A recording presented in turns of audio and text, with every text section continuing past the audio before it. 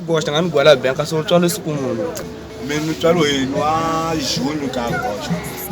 Kama nga tswalo wona era ma 22 horas 23 de maio. China Gosta. Hawe. Amisabla nga English. Why ka loko nitala sempre ntenda kuma wena la. Uwokolo. Imjuda loyi man. Loko nilila sempre nina bana. Kasuwe mpino. Kuringisana. Mpini la makutsengu. Mpini. Misalo yi. Trick man. Nganyem. Yelo. Trick. Alo ndamdala. Sema kamuntu lo makamu. Sintsini Gosta makamu. Gosta sema makamu. Imjuda no mboni.